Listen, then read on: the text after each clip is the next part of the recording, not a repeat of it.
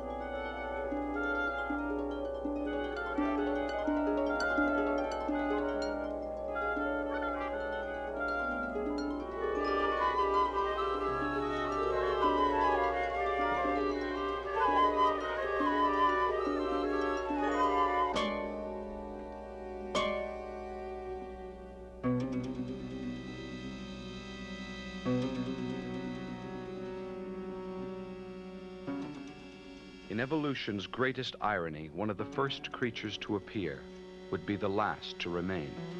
For incubating in the darkened womb of prehistory was a seed of grotesque variation, a fetus with the capability to dominate all.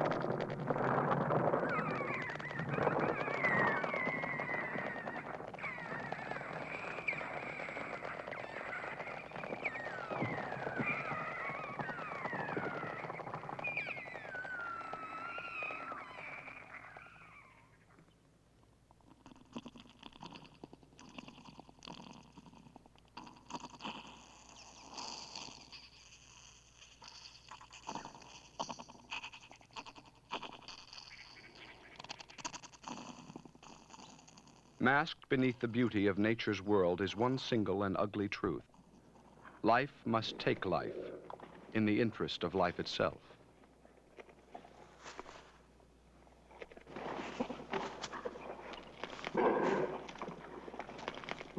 It is the mistake of arrogance to equate size with significance. For the less visible one's enemy, the more powerful his threat.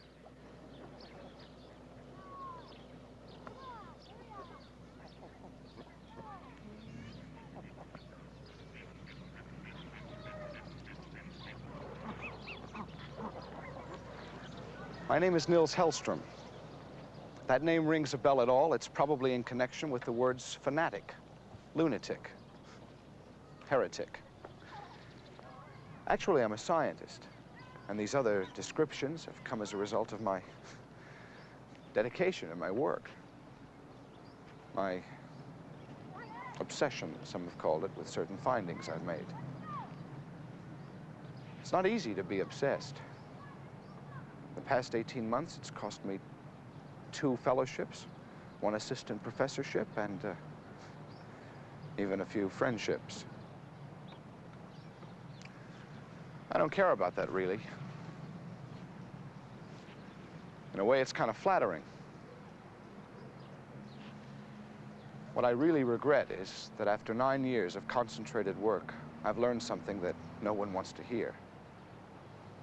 But unless someone does hear, unless someone is at least exposed to it, we as a species might pass from existence without ever knowing why.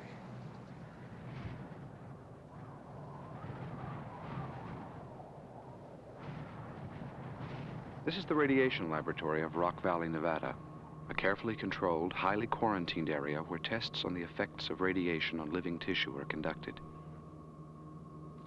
When man first began to wonder whether or not he could withstand the effects of his own technology, what his future in a heavily radioactive environment would be, he began comparing his own powers against those of other animals.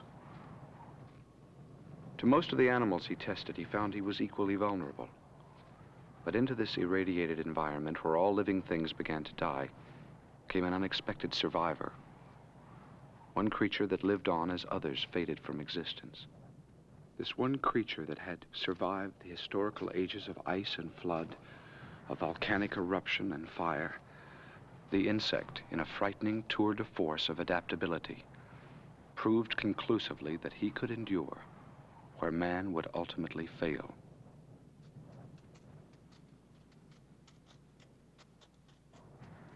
This and other evidence leads me to the following belief. I'll tell it to you once, I'll tell it to you simply. I'll tell it to you in terms that no one likes to hear. If any living species is to inherit the Earth, it will not be man. Long before the time that hydrogen bombs and pollution have put an end to us, we will face competition for the Earth itself from a life form we arrogantly ignore. We will be overrun, deposed, and succeeded by an army that was here long before us and is ultimately better equipped to survive than we. Battalions of mindless soldiers entering the contest with capabilities beyond our imagination. Yes, I'm talking about insects. And if you at this moment dare to think this is lunacy, I invite you to remain in your seat. Draw your own conclusion, and learn the inevitable destiny of ignorance. Primeval planet Earth, an arena of continual contest where only the most versatile and resourceful can endure. An atmosphere lacking in oxygen, scorched by day, frozen by night, continually bombarded by the deadly radioactive rays of the sun. In this testing ground where the mighty dinosaur would stagger and fall, one silent witness hangs on.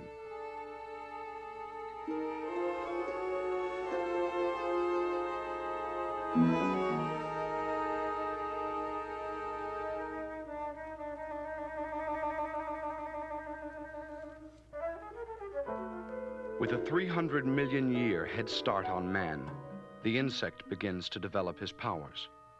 He dominates the Earth and exploits his dominion well.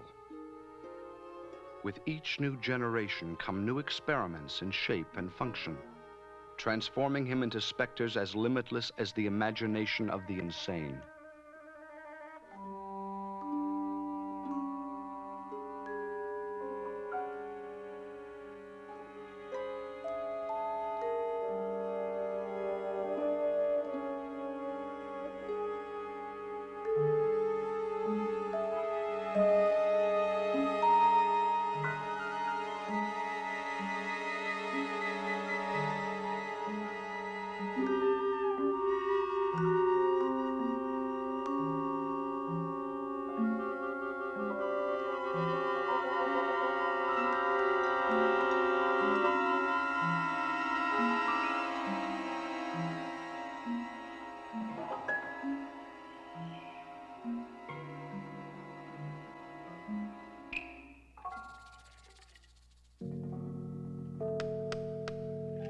unlike other creatures who struggled against their environment, he learned early to seek its protective embrace.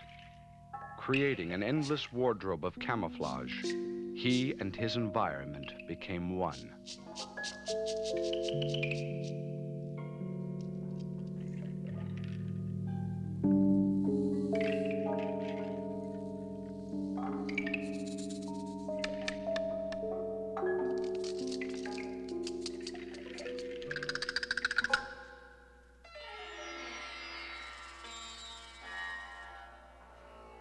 When the predators came, he was nowhere to be found. So artistic his methods of deception that they would crawl upon his body in their very search for prey.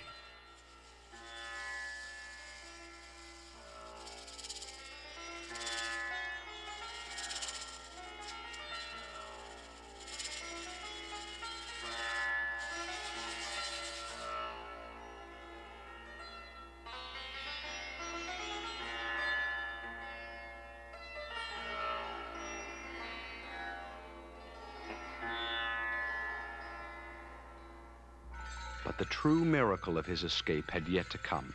At a time before other creatures were even aware there was a sky, the insect was able to leave the ground.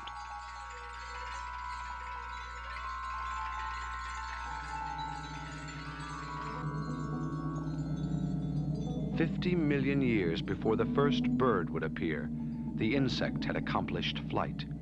An ingenious system of hinges and muscles carrying his awkward body upward in sublime defiance of the hungry creatures below. Having exploited the water and land, now into a virgin sky they soared. Their instinctive need for expansion nurtured by the winds of heaven itself. Like a cloud of contagious virus, they sweep across the land, infecting with their numbers the entire face of the globe.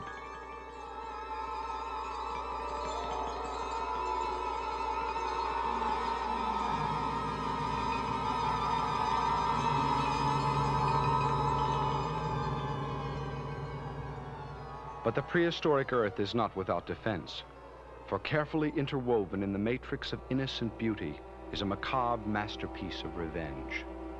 Plants, too, have become predators. The cobra plant luring its victims into a maze where they will be constricted and digested without mercy.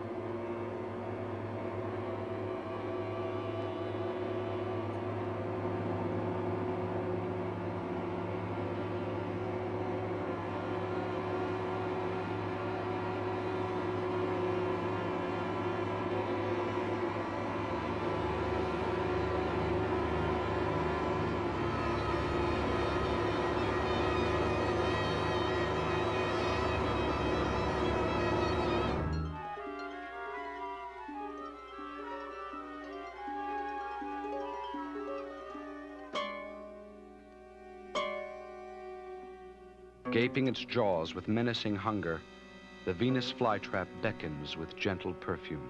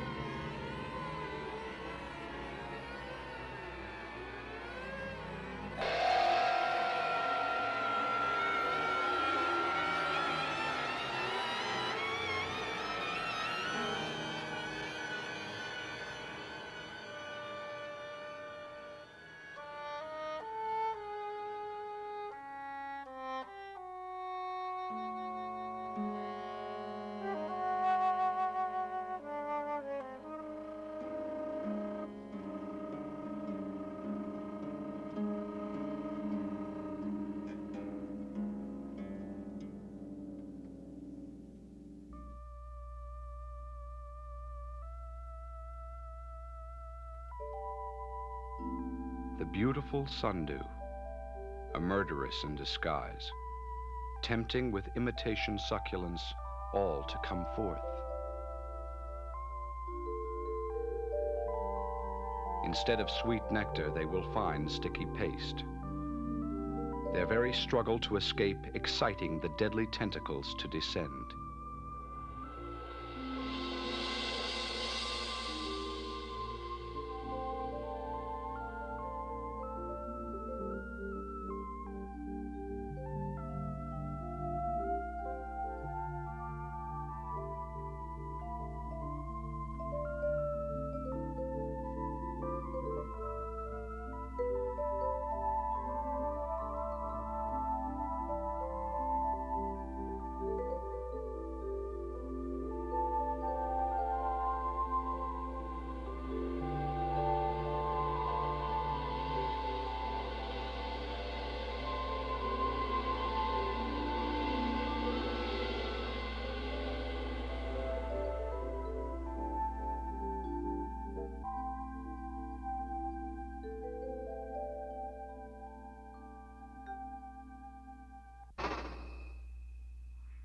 Their indifference born of necessity.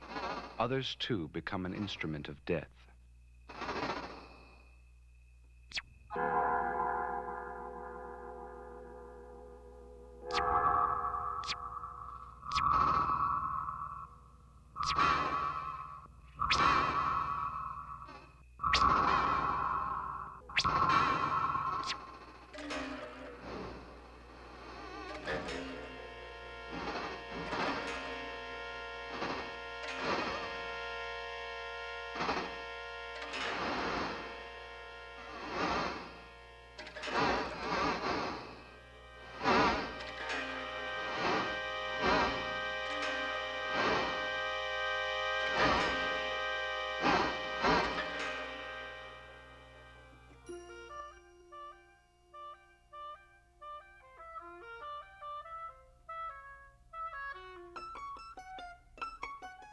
It was the very hardship of life that stimulated their incredible resourcefulness. With an overpowering urge to survive, certain insects began pooling their resources to form a defense against the treachery outside. In a climate of deficient rain and sparse vegetation, the harvester ant took the first primitive step toward agriculture, gathering seeds during periods of abundance to store them below ground, where they would provide food for the colony during the months of drought.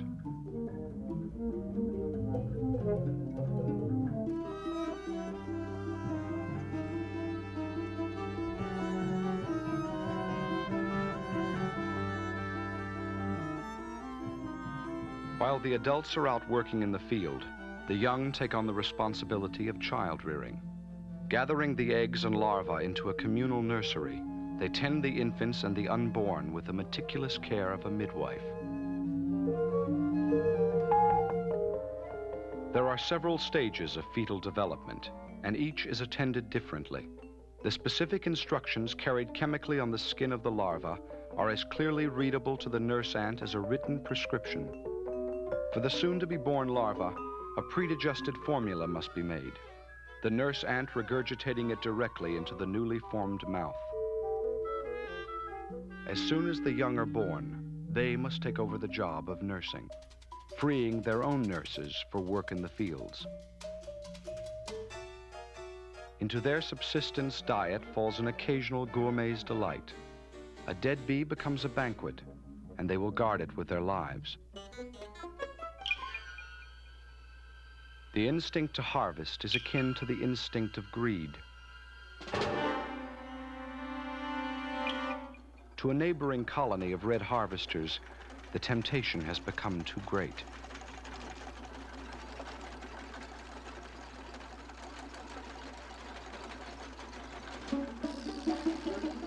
Over the carcass of a bee, they plunge themselves into destruction.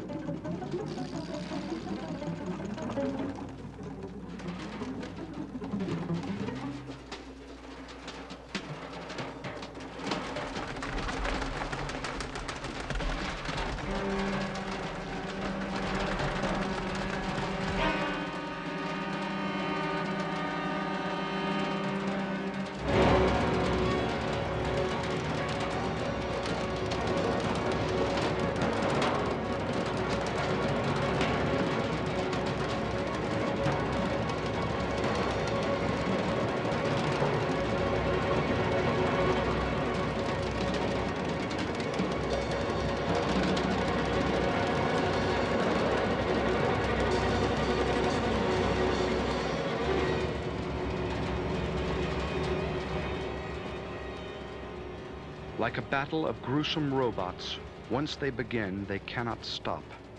With their own parts strewn upon the ground, they continue to fight, the battle ending only when the last of them is dismembered and dead.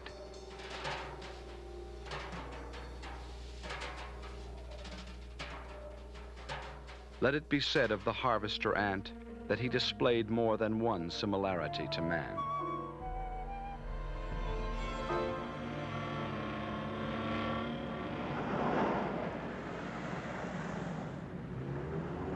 As a scientist, I would very much like to have been on hand during the first 7 days of creation. I would like to have seen the ironic smile on the Creator's face as he gave each creature a different strength, knowing full well that eventually only 2 among them would be left to fight for what remained of the earth. That seems preposterous. Here's a little fact for you. Today, as most other animal species are diminishing in population, only 2 are definitely on the increase: man and insect. Man, because he is the only creature with the ability to radically change the earth, and the insect, because he is the only creature who can adapt to whatever changes man can make. When you see him in a certain perspective, it is we who are the dwarfs. He who is the giant. He can pull an object 100 times his weight, jump a distance 50 times his size. And if he's carrying the right kind of juice, kill tiny creatures like us with a simple bite in the back of the neck.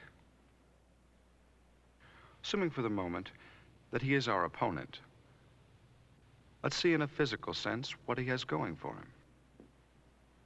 Face is functional and without expression.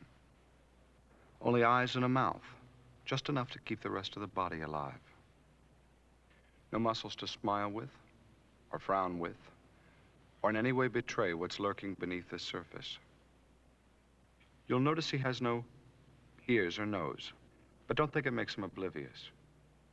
He can see us and hear us through 1,000 tiny hairs that warn him of our presence in every pore of his body.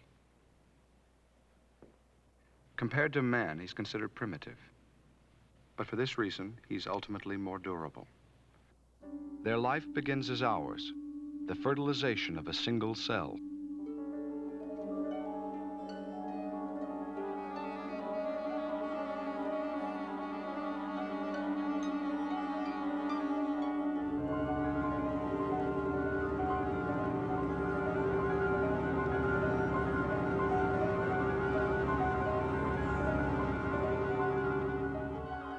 The miracle of creation seen in this minute is the product of 6 short days. In the time it will take a single human embryo to develop, this insect could reproduce 401,360,000,000 of his kind.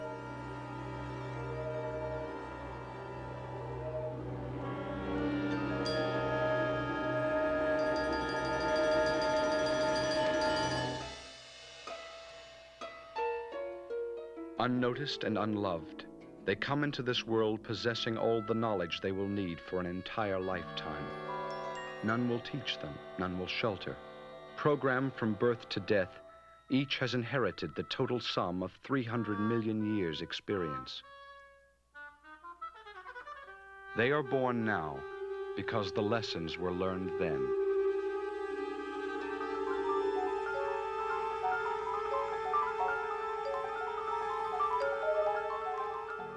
Physically, they are a miracle of engineering.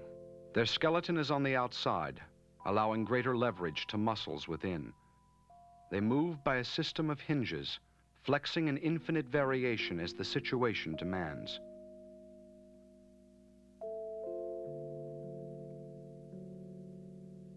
Air is taken not by lungs, but directly into the skin, by a body that acts as a bellows. Defense mechanisms are everywhere. Spikes and prickles, stingers and thorns, burning chemicals and poisoned spears that jut angrily into the air. Like a finely honed machine, his jaws are sharpened as they cut, his feet giving firm foothold, extending his mobility into areas where few others dare go.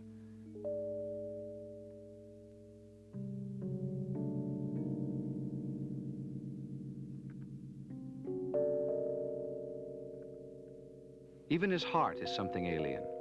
A colorless substance courses through his body in response to the spasms of a transparent chamber.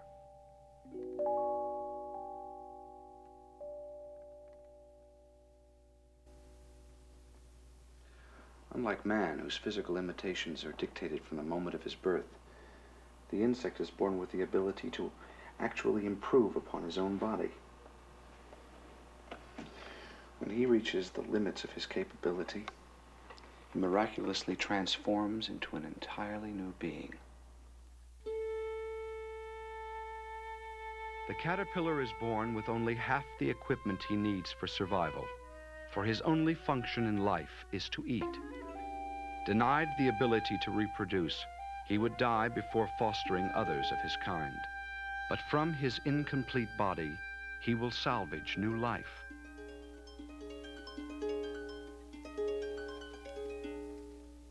Hardening from within, his skin begins to split, extruding with convulsion an alien, sleeping form.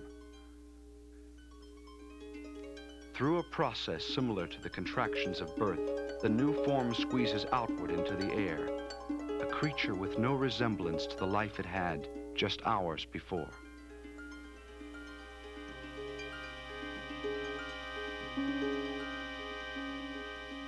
Now helpless, without eyes or legs, the pupal form extends a club-shaped appendage and struggles desperately to attach itself to the branch.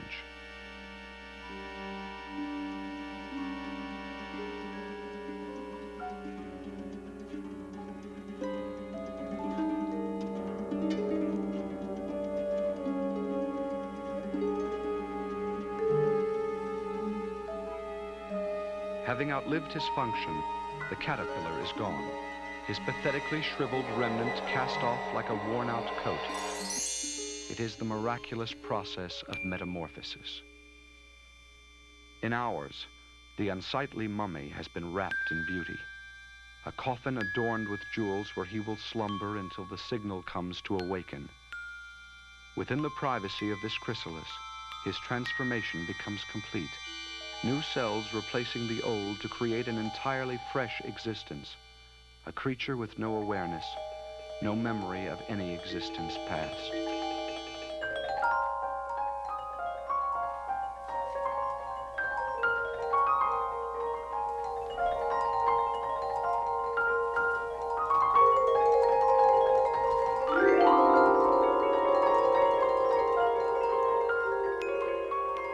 Where the thorn once stood, now stands the rose.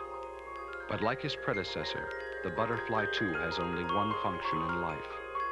Whereas the caterpillar lived only to eat, he lives only to mate.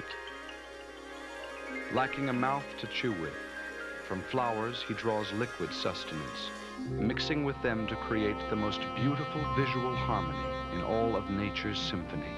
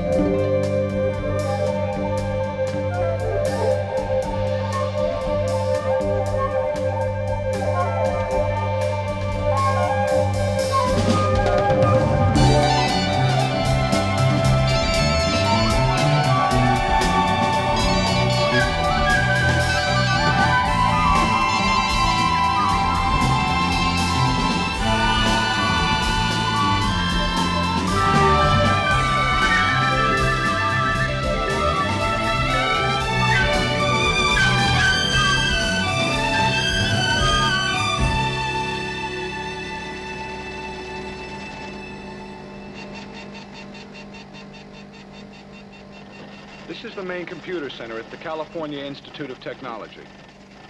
Here, the most sophisticated machinery man has at his command is being used to study the primitive brain of the insect, to document and probe the astounding efficiency of such a simple mechanism. Compared with man, we have to admit that the insect does not display what we could describe as intelligence. But don't feel too proud about that, because where there is no intelligence, there is also no stupidity. His brain is without evaluative power. It has no capacity to reason or to hesitate before reacting. Ironically, this works in his favor.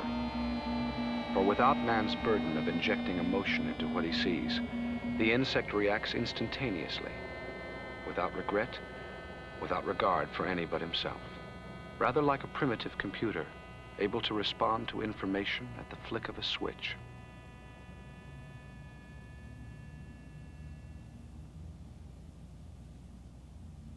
Now, I wouldn't dare compare a brainless insect to man's brilliant computer, would I? Think about it. A computer is a mechanism programmed with 1,000 tiny bits of information. It operates by juggling that information into a form of logic. I humbly submit, it's not without analogy in the insect world.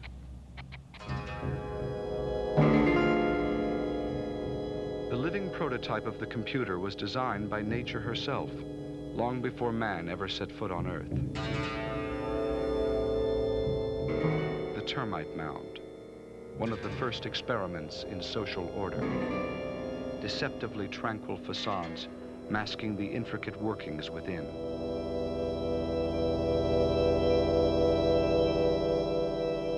Moving through the hidden circuits, 1,000 tiny particles of information organize themselves into a form of indisputable logic.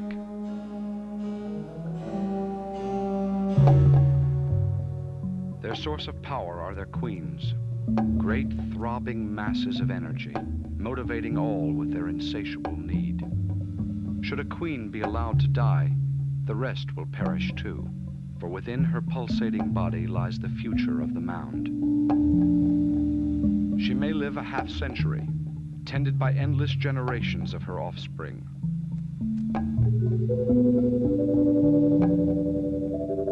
Unable to feed herself or move, she exists to manufacture one product, the indispensable commodity of new life.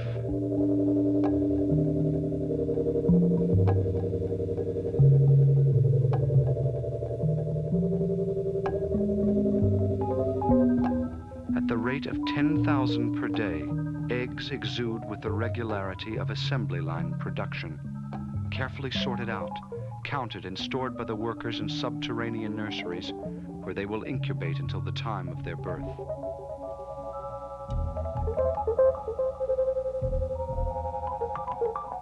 Once born, they too will make their demands, requiring continual feeding until the time they can fend for themselves. Never able to leave the protective walls of their mound, they come into a world that is completely self-sufficient.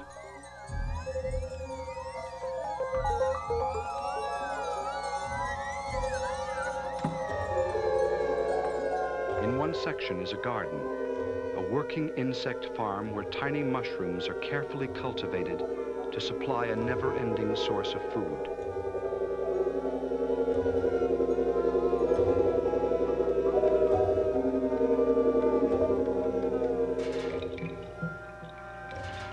The entire society is guarded by soldiers, sentries equipped with outsized jaws, who will warn with a snap of their heads if the mound is ever invaded by enemies.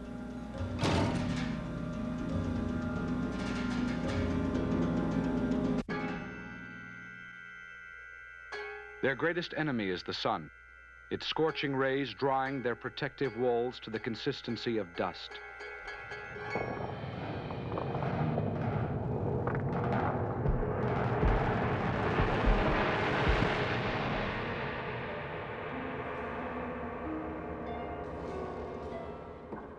The mound ripped open, they stand defenseless against attack.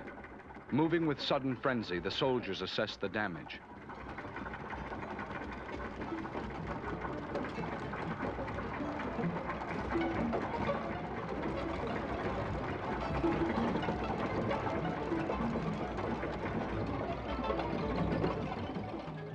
With frightening efficiency, the mound suddenly comes alive. A troop of workers proceeding with incredible speed to heal their wound before the predators arrive.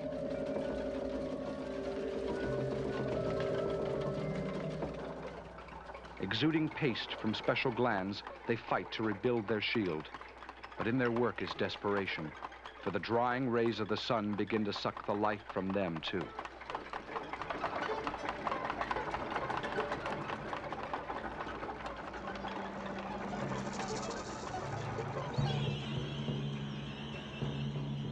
Alerted to their helplessness by a scent in the air, a battalion of black ants has marched in for the kill.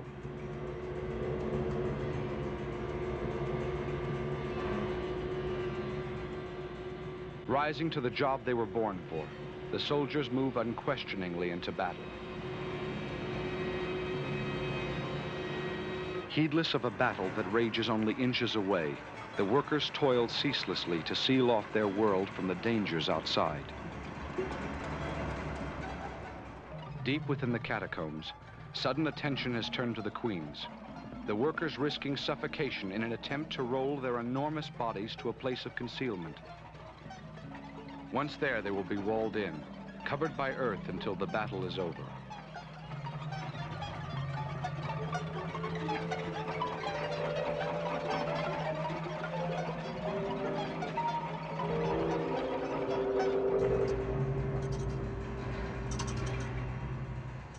With suicidal dedication, the soldiers continue to fight, attaching themselves to their enemies so that even in death, they will hold them back.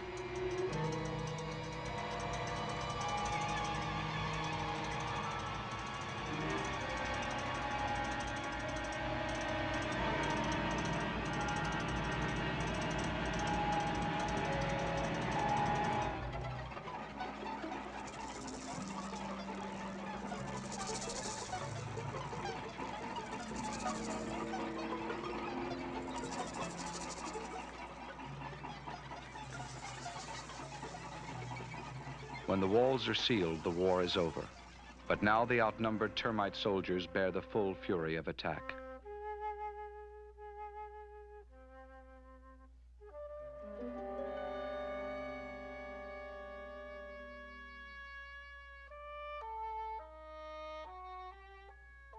For what is left of them, there will be no re-entry to the mound. They fought to have it sealed, and they will die because they won.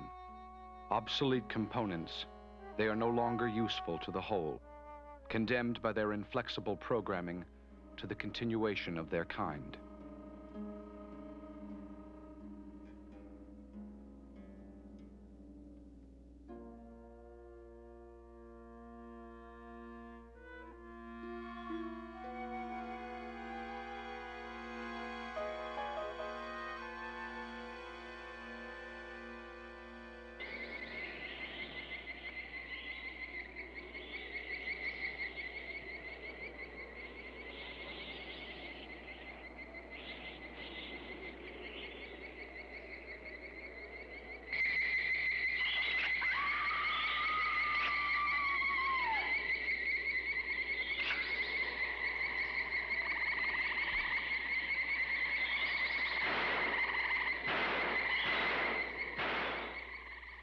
It's long been Hollywood's contention that the mere threat of having an insect crawl upon your face is enough to make a grown man beg for mercy and tell every secret he ever knew.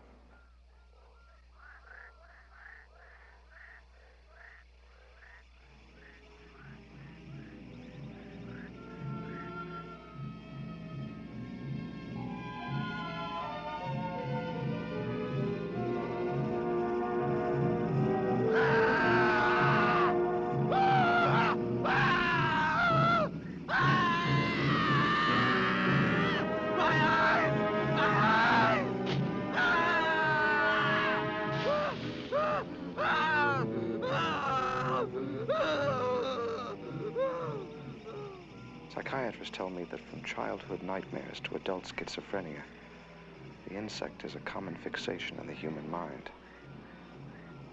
Partly because his face seems so evil. Partly because he is so indestructible. I did something a few weeks ago. Experiment, you might call them. Sort of a hidden camera to demonstrate the extent of human fear in regard to insects. It was very revealing. Whoa!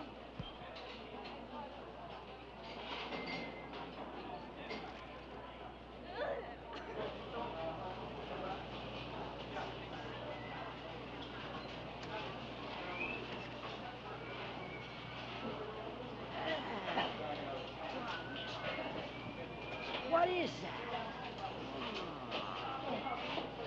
Yeah.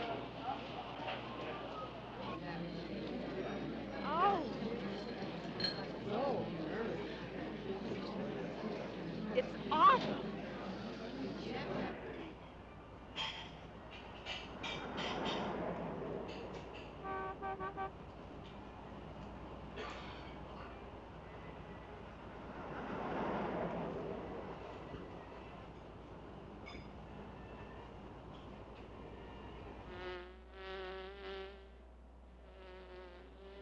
Some of mankind's fears of insects spring from the imagination, but most are frighteningly real. Each year, more of the world's population is killed by insect-borne diseases than by any other single cause. More than wars, highway deaths, old age. And this is a fact that you can look up and verify. Diseases like bubonic plague, malaria, encephalitis, yellow fever, typhus, black plague, cholera. You name it, they carry it. This demonstration would work as well with a live human being as with a laboratory animal. In 30 seconds, the mouse will be dead, paralyzed by toxins which in certain stinging insects can be as lethal as a cobra bite.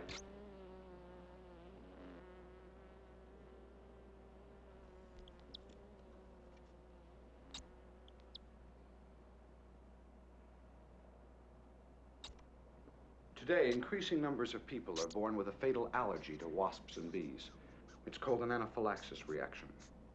For them, a sting in the leg will stop the heart as quickly as though it had been hit by a bullet. And here's the master executioner of them all, the mosquito. Genus Anopheles, #1 killer of man on the planet Earth, capable of carrying malaria in 12 different varieties. Ever wonder how David slew Goliath? Like the insect, he wasn't afraid to die. Disease is only a part of it, for the insect has an even deadlier method of crippling man. It is to strike directly at his food source. Each day, as man's population increases, he finds himself in deepening competition with the insect to devour the Earth's resources. The insect has been called a walking digestive tract, and not without reason. To support his own life, he will consume as much as 100 times his own weight each day, which to each of us would be like eating an entire cow, a herd of 30 each month. And as the insect population grows, he naturally needs more. To those who have witnessed the hideous display of appetite, the outcome is clear. If allowed to continue on his reproductive rampage, the insect will defoliate the earth.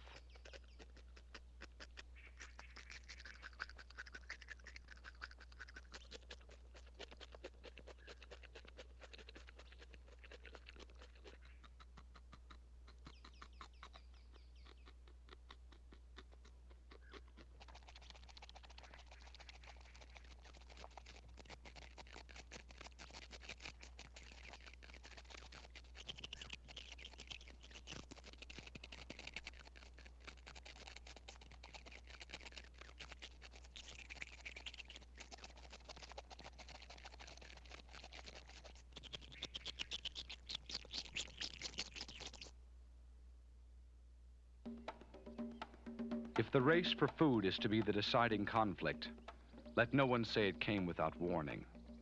From the beginning of time, man has stood helpless, watching the very soil he nurtures give birth to his deadliest enemy.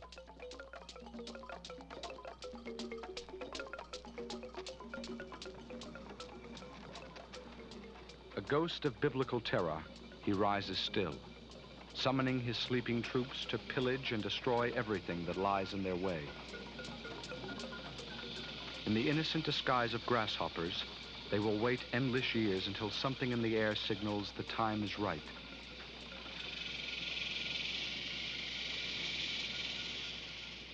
Then massing together, their bodies begin to change.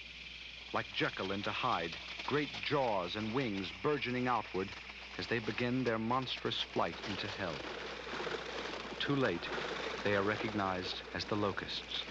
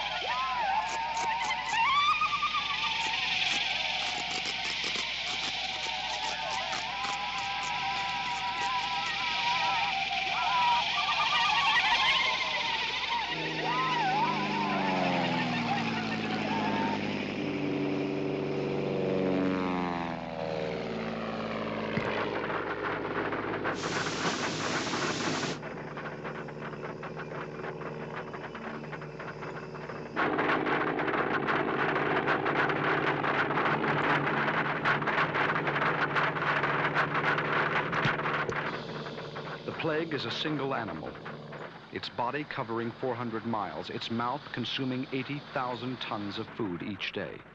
In a single week, it will devour what could have fed 1 million people for an entire year.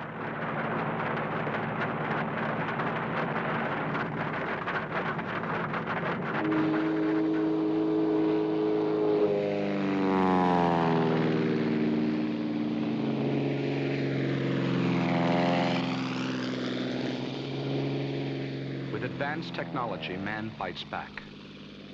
To most, man's efficient poison will bring instant death. But the few who survive will develop an immunity, a tolerance to ingest the poison with no harmful effect. Returning to the silence of the earth, they will pass on this immunity to new generations of billions.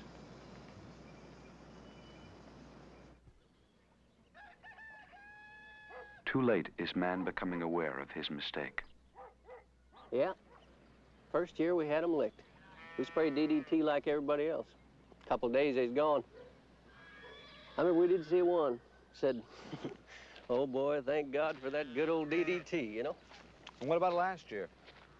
Well, last year we sprayed Dildren. This regular DDT just didn't seem to do it. I mean, just didn't work. And this Dildren is maybe, 100 times more powerful. And it killed them. Well, some of them, about half. You know, we got maybe half a crop. And what about this year? Well, this year. This year we sprayed with DDT and Dildren. And we sprayed and didn't do any good. I mean, they just kept coming. It was almost like they liked it, like it tasted good.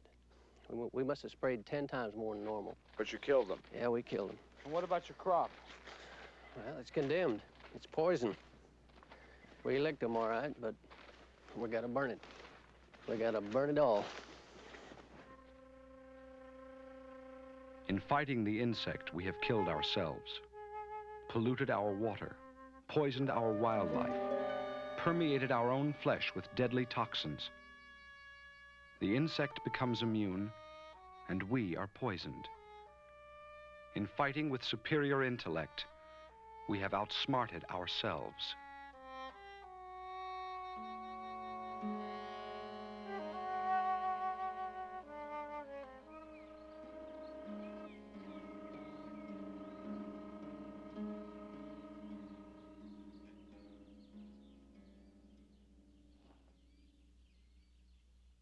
Before marching into battle, it's wise to assess not the weaknesses of one's enemy, but the strengths of one's enemy. Not only his innate physical and mental capacity, but his technology. If technology seems a strange word to apply to insects, you're in for a surprise. Let's start with communication. In its most basic form, one creature's ability to communicate with the next. With the use of a highly sensitive microphone, I found the silence around me to be filled with sound. Not only sound, but language. Dozens of languages, as different from one another as Japanese is to English. English is to Russian. Listen.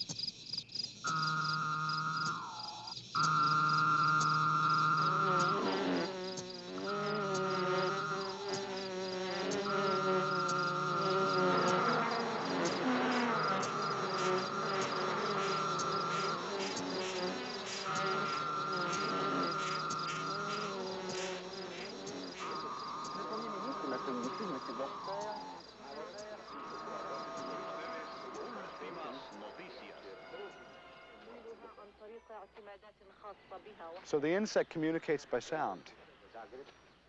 But only man can transmit invisible signals across great distances of open space, right? Wrong.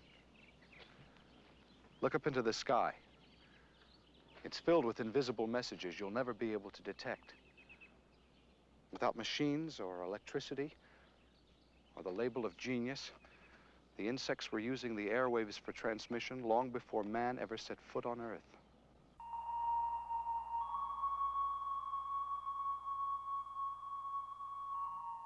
In the silence of a summer night, the female Luna moth conducts a long-distance conversation. Its receiver at the head, its transmitter at the abdomen. The message travels not by sound, but by scent.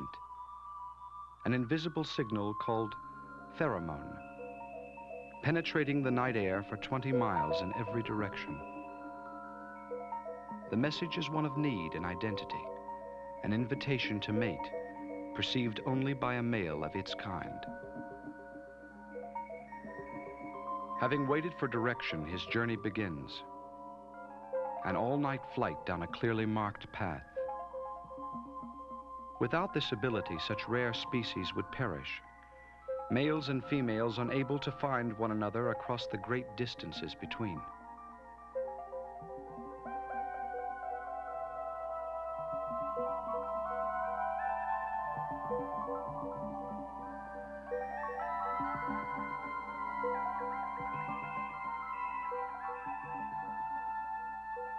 Anonymous in the night, their once-in-a-lifetime courtship begins. Their missions now complete through this miracle of reunion.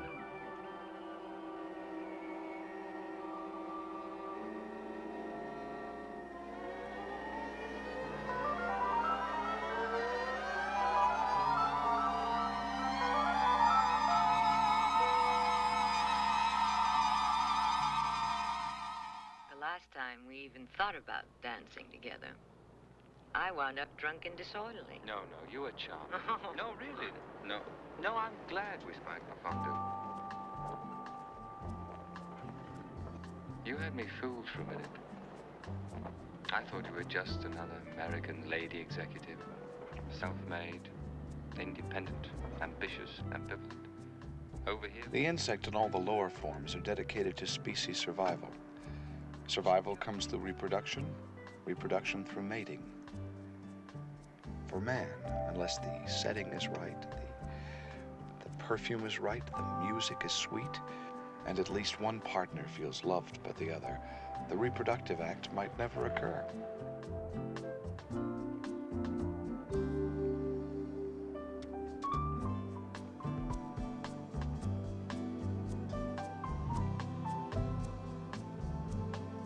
As biological mechanisms, you can see that this is not terribly efficient. Males and females of all other life forms are drawn together in the direct and singular interest of reproduction.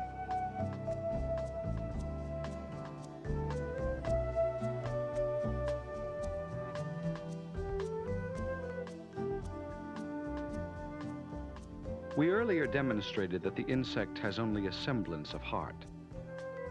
Let it now be known he has no soul.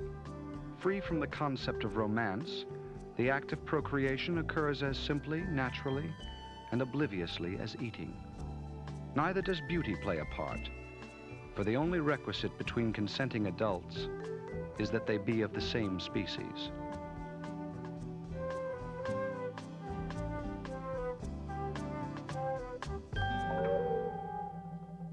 Between two jumping spiders, close relatives of the insect, a ritual of semaphore signals communicates identity and willingness to proceed.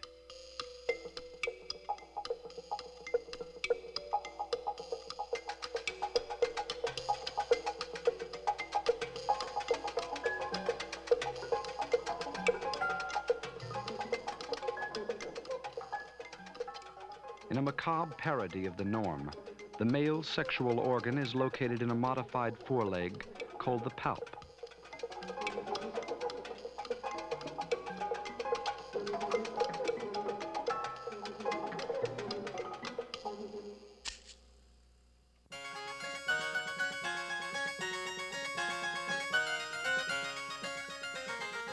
The incredible feat of engineering called web building is done for two purposes. First, to catch a meal. Second, to catch a mate.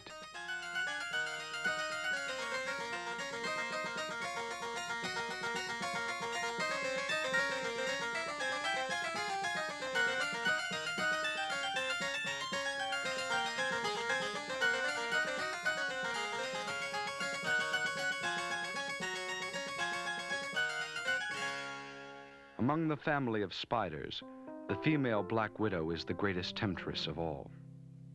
Throbbing with obese sexuality, her rhythmic movement upon the strands excites a lover 1/10 her size to cautiously come forth.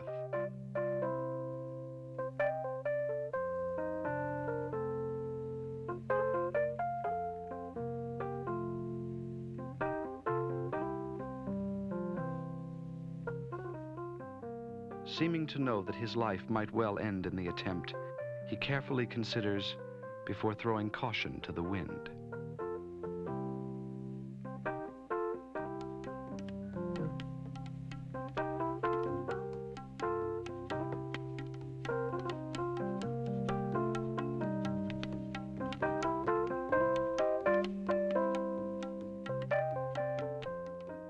Never did a more gentle lover exist.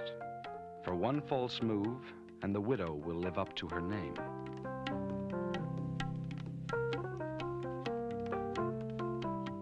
Stroking her abdomen as a token gesture to foreplay, he hurries on with his business. Too close for retreat, he gives his fate to a more powerful urge. With a sexual organ extending from his palp, he unites in mindless ecstasy.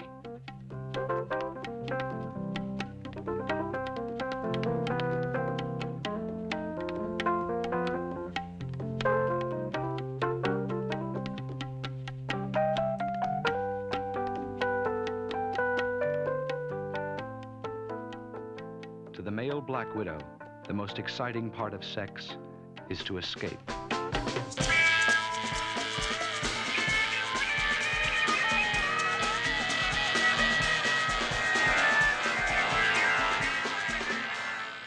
Puncturing his head, she sucks his body dry. Another sacrifice to the continuation of the species.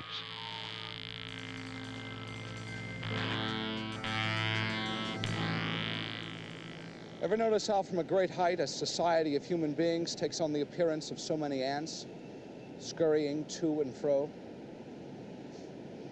If you have, it's a rather dull-witted observation, because there's really no similarity whatsoever.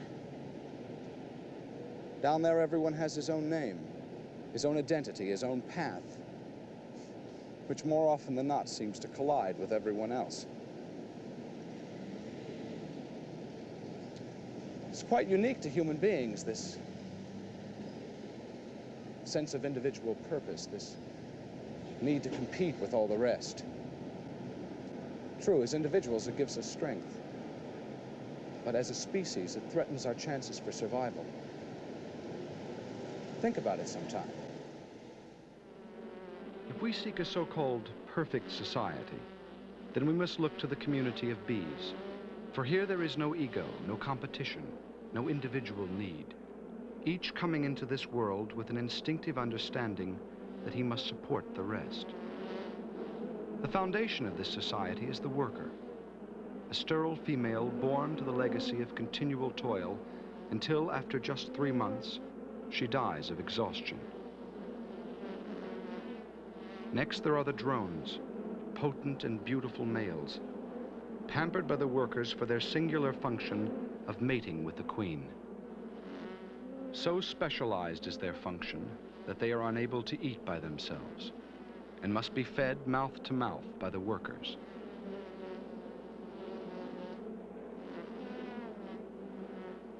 Larger and more imposing than the rest, it is the queen who gives the hive its energy and purpose. She is the only reproductive female, therefore the very life's blood of the species. Tending her with selfless concern, all seem to know that only so long as she lives, so lives the hive. To demonstrate the extent of this concern, I remove the queen from her flock of loyal subjects.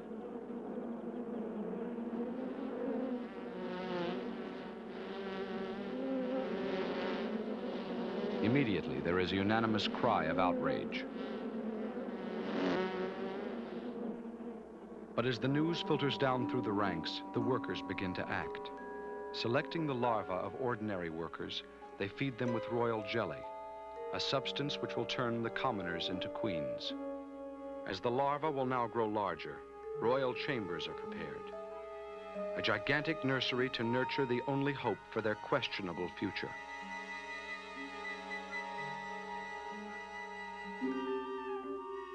In a matter of weeks, the first 2 queens are born. Though mere infants, they will immediately be forced to fight for their right to inherit the throne.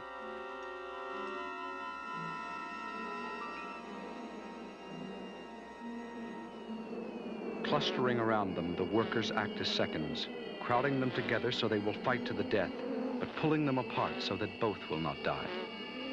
It is a purposefully designed test of strength. Only one queen can reign, and it must be certain she is the stronger.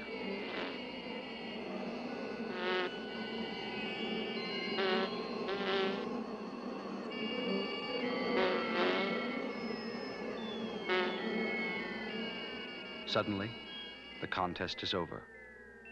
The queen is dead. Long live the queen. Now the workers carry out a grim task. Ripping open the remaining royal chambers, they lustily devour the larvae they have so carefully tended, destroying forever pretenders to the throne.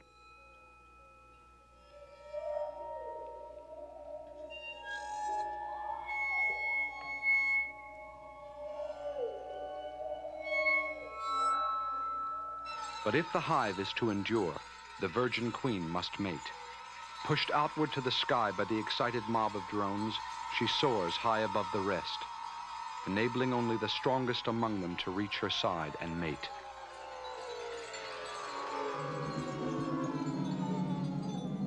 The ceremonies ended, the queen too begins a life of servitude. Moving across the endless expanse of honeycomb, she begins to deposit eggs. From now until the day she dies, this will be her life. Celebrated but enslaved, an object of worship only so long as she serves.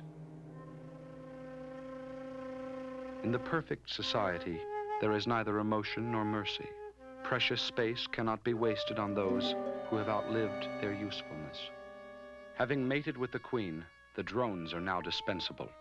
One by one, they are hunted down by the army of workers, captured, and cruelly cast out to die.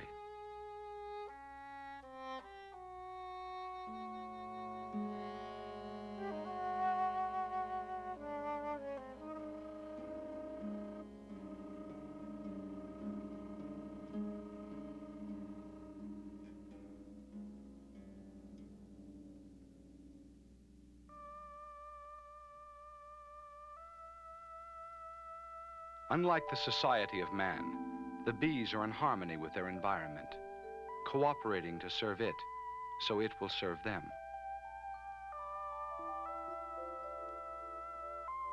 To the flowers that feed them, bees are messengers of procreation, taking sweet nectar in exchange for carrying pollen on their legs from one plant to another, acting as the link between male and female for a life form that cannot touch.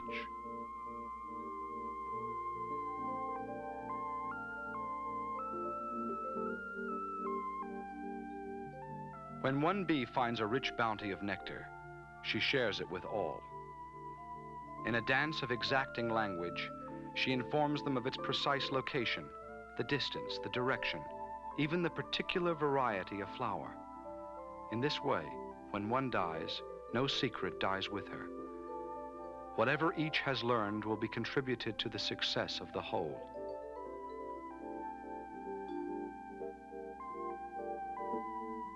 In the cooperative society, the fate of each is the destiny of all.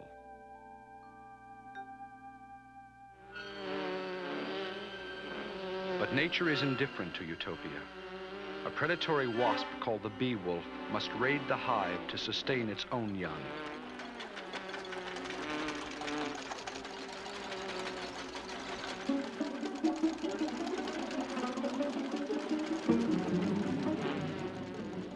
Like bizarre killing machines, the wasps yank the defenders from the hive and crush them in their huge jaws.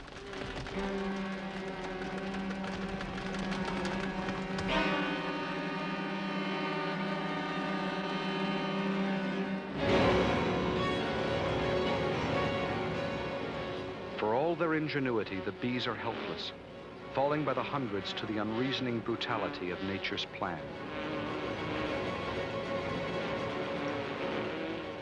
Each worker bee can sting only once at the cost of her life, and the wasps must be stung many times.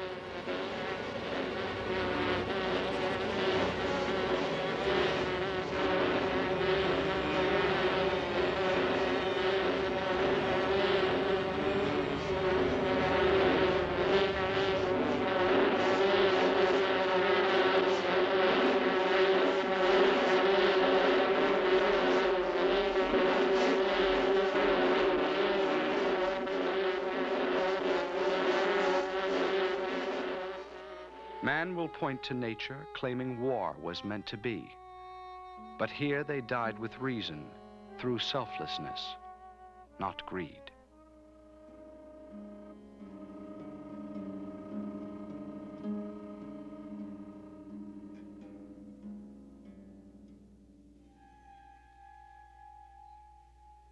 In the developing young, the blueprint of a cooperative society is etched with permanence.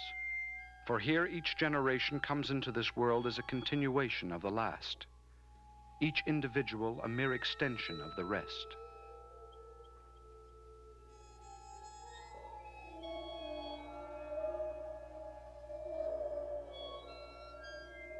Without the burden of intellect, emotion, or individual identity, these creatures were given something we weren't, the knowledge that they must work together to create the elusive utopia.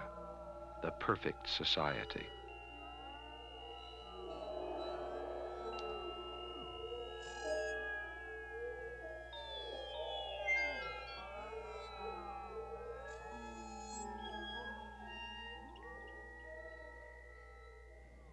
Perhaps I have been guilty of exaggeration. After all, what is this perfect society? Nothing more than a ball of paper-thin fluff. Who am I trying to kid?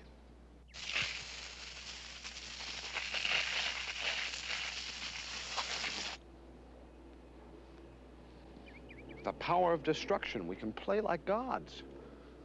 Who are they, after all, but a bunch of wretched, unimportant, heathenistic creatures without even a passport to heaven? I am man, and man is made in God's image, and man can therefore destroy.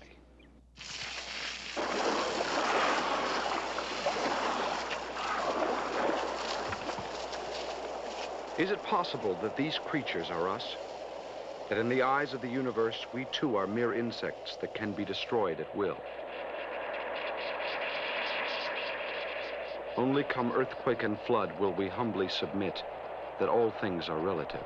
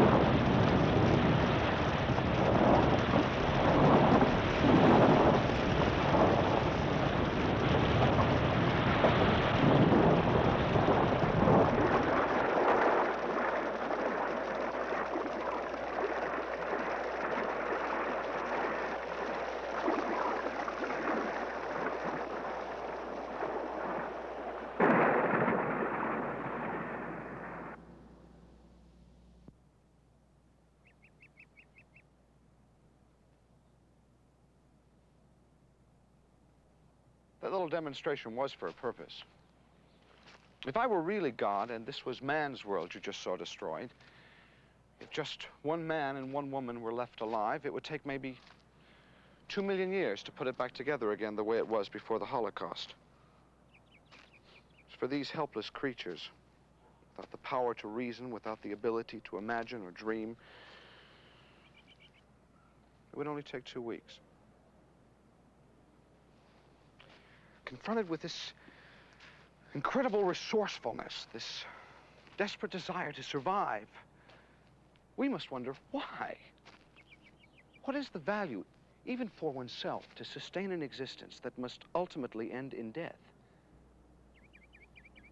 The insect has the answer, because he never posed the question. Of the billions of living things on Earth, only man ponders his existence.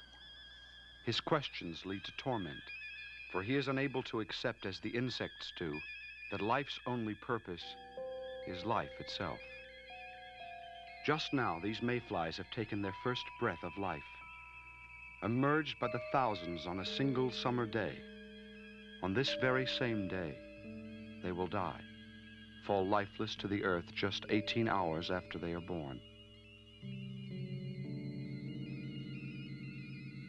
Having incubated for 12 months in the mud of the river's floor, the entire generation emerges at once to share their fleeting experience.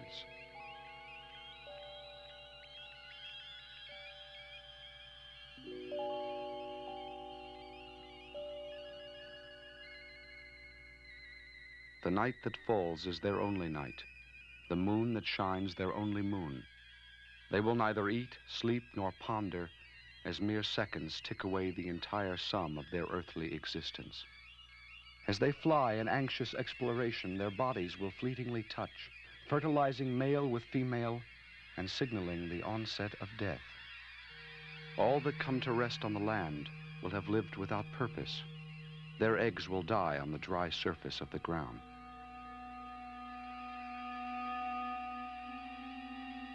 But those that fall upon the water will serve to reproduce their kind. For in the very agonies of death, new life is pushed forth. Eggs of a new generation that will live only to mate, only to die for the process of living.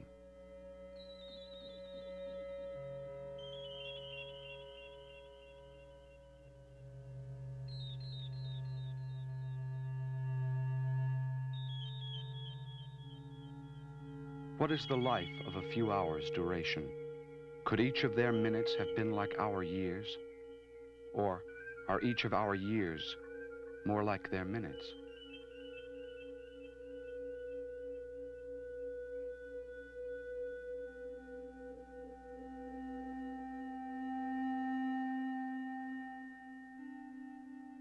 How did we spend our few hours? Tormented with questions of why we were born, or like they, accepting the gift and gently saying goodbye?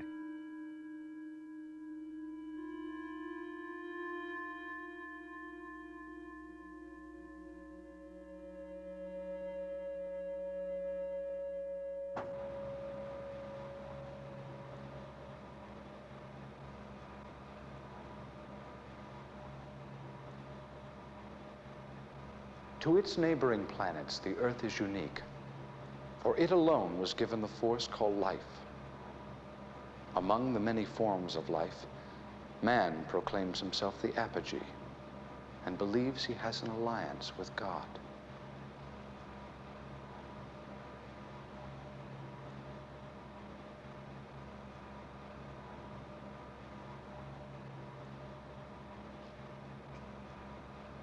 If the species called man does have any relationship with God, it's because he alone is able to undo God's work.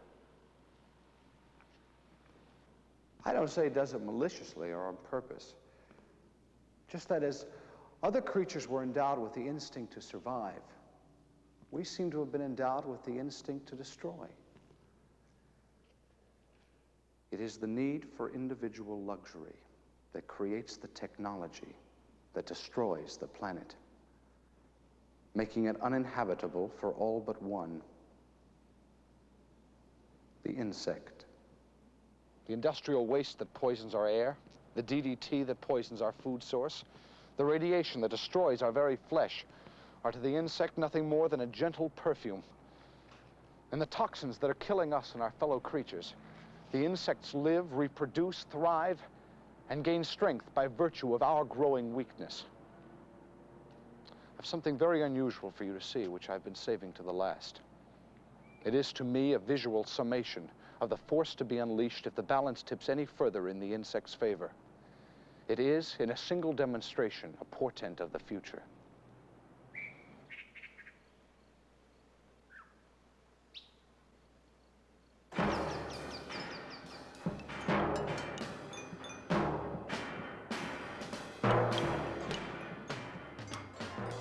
They are called Siafu, the driver ant, a mindless, unstoppable killing machine, dedicated to the destruction of everything that stands in its way. Each of them is completely blind, driven forward through the darkness by a single demanding need within, the need to kill and plunder.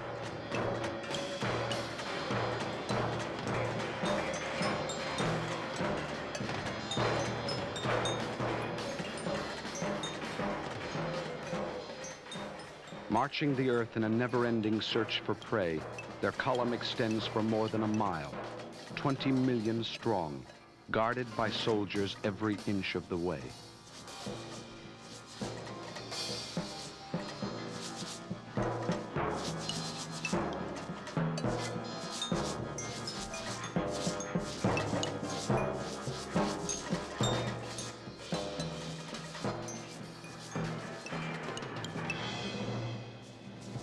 No obstacle, no weapon will quiet their lust, for they will sacrifice their lives to continue on their way.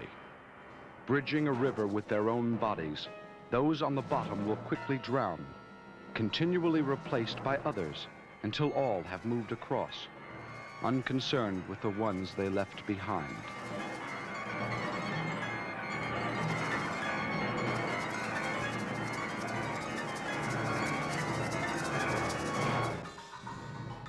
Wherever they pause, the land is transformed into a functioning military installation, a series of defensible trenches fanning outward from a main bivouac, which will serve as their base of operations.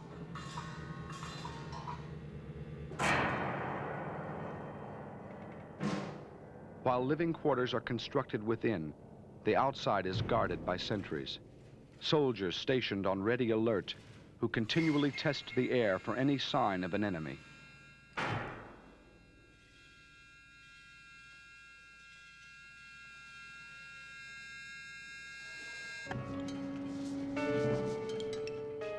If the quarters are deemed suitable, from here they will launch their attack, pillaging an area of several miles around and dragging back the spoils for storage. Like others of their kind, they too have a queen, but their mission does her little honor. Her body scratched, her legs worn to stumps from being dragged hundreds of miles, she is unceremoniously pushed into a place of safety. Those that maneuver her are born to this one job in life, called by scientists the Royal Chariot.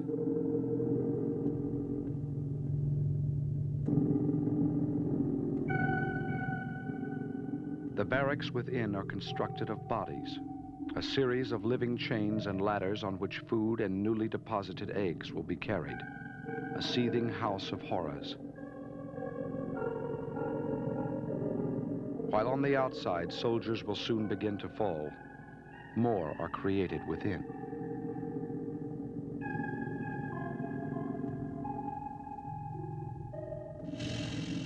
It is through pillaging that the young will be fed. And now the soldiers begin their work. Pouring out of the fortress, a raid begins. The ants fan out and form a huge pincers to encircle and confuse their prey.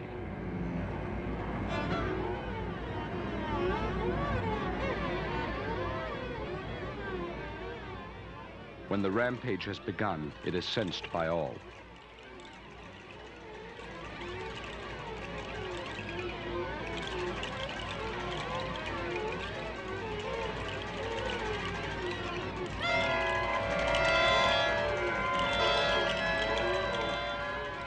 Like running from a forest fire, in their very panic to escape, some will race directly into the flame.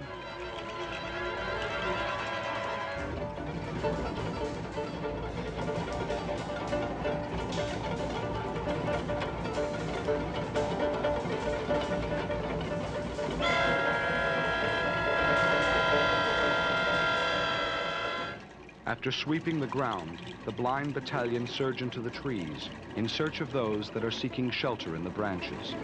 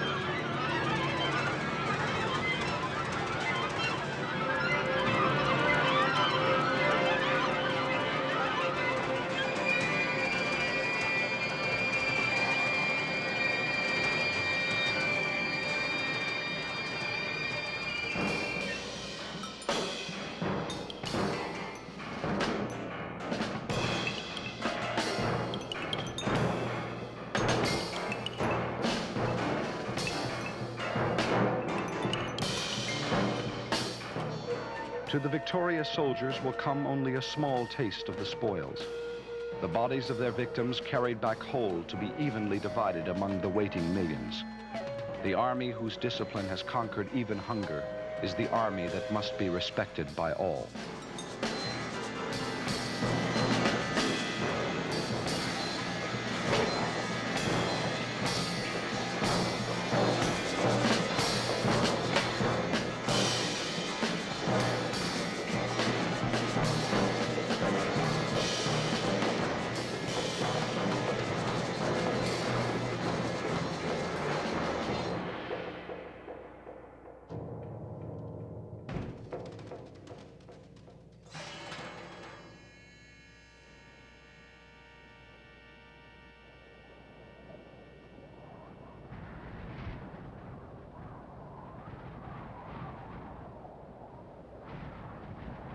What mistake, one wonders, did the mighty dinosaur make?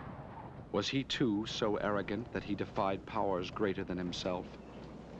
Or was he perhaps created as a momentary amusement, an idle joke to pass the empty time of 100 million years? From what is left of an existence, one will never know.